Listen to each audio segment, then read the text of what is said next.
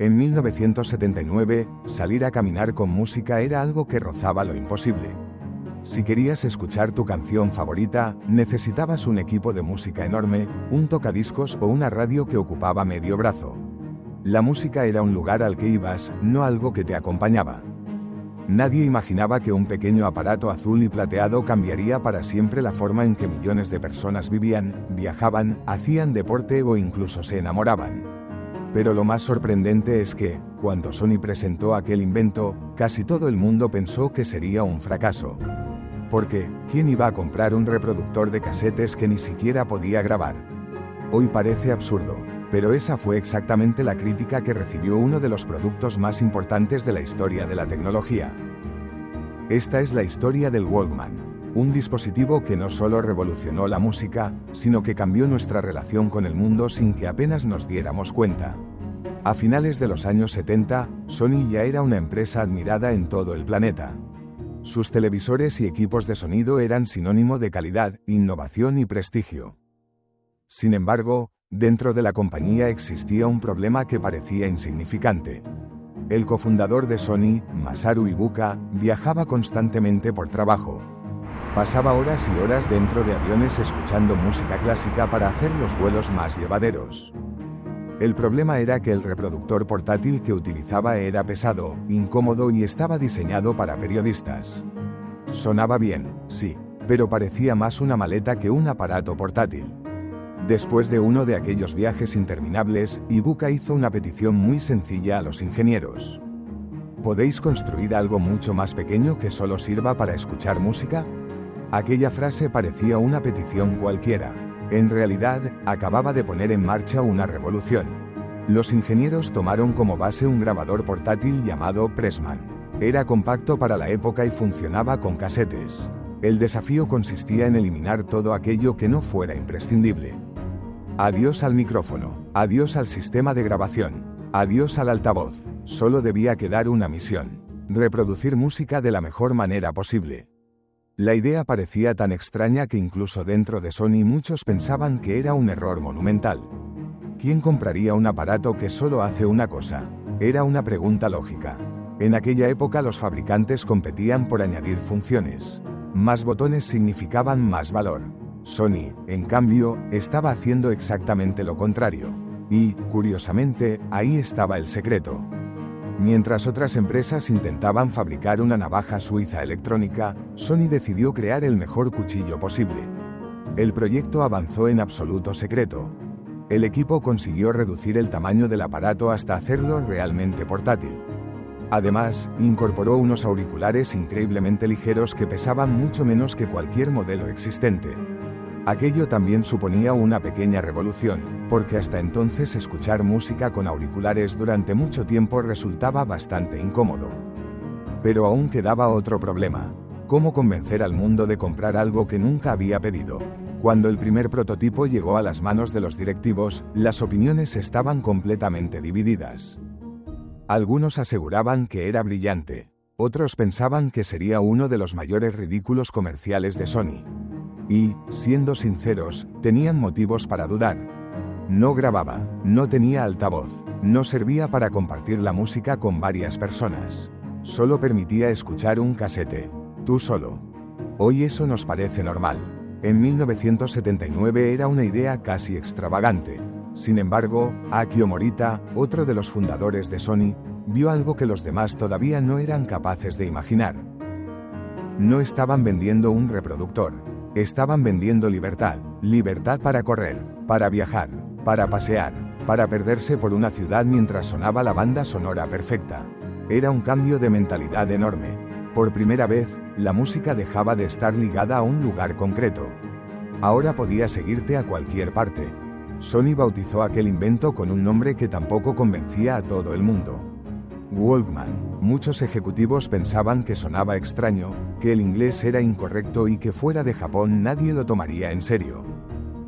Incluso hubo países donde intentaron venderlo con otros nombres diferentes. No funcionó. El público terminó imponiendo el nombre original, Walkman, porque era corto, fácil de recordar y, sobre todo, diferente. Llegó el momento del lanzamiento. Pero Sony cometió un error que casi acaba con el proyecto antes de empezar. Los distribuidores que probaron el aparato dijeron prácticamente lo mismo. No creemos que esto vaya a venderse. Las previsiones eran desastrosas. Muchos comercios hicieron pedidos mínimos. Algunos ni siquiera quisieron tenerlo en sus escaparates. Parecía que la historia del Walkman estaba a punto de terminar antes incluso de comenzar. Entonces Sony tomó una decisión tan arriesgada como brillante. En lugar de llenar periódicos con anuncios tradicionales, sacó el producto a la calle. Organizó demostraciones en parques, plazas y estaciones de tren. La gente podía ponerse los auriculares, pulsar el botón de reproducción y caminar. Solo unos segundos bastaban para entenderlo todo. Las caras de sorpresa hablaban por sí solas. De repente, el ruido de la ciudad desaparecía. Solo quedaba la música. Era una experiencia completamente nueva. Y una vez la probabas, era muy difícil olvidarla. Lo que nadie imaginaba era que aquel pequeño reproductor estaba a punto de convertirse en un fenómeno mundial capaz de cambiar no solo la industria musical, sino también la forma en la que millones de personas vivirían su día a día. Pero esa revolución apenas acababa de empezar. Durante las primeras semanas, las ventas fueron mucho mejores de lo que Sony había imaginado. Aquellos distribuidores que habían pedido unas pocas unidades comenzaron a llamar con urgencia para solicitar más. El Walkman desaparecía de los escaparates casi tan rápido como llegaba. La gente no compraba solo un reproductor de música, compraba una sensación completamente nueva. Por primera vez, cada persona podía tener la banda sonora de su propia vida. Ir al trabajo ya no era aburrido. Los viajes en tren parecían más cortos. Salir a correr empezaba a ser divertido. Incluso pasear al perro tenía ahora acompañamiento musical. Y si el perro no apreciaba el solo de guitarra, ese ya era otro problema. Muy pronto ocurrió algo inesperado. El Walkman dejó de ser un aparato electrónico para convertirse en un símbolo cultural. Aparecía en películas, en anuncios, en videoclips, en las calles de Tokio, Londres, Nueva York y Madrid.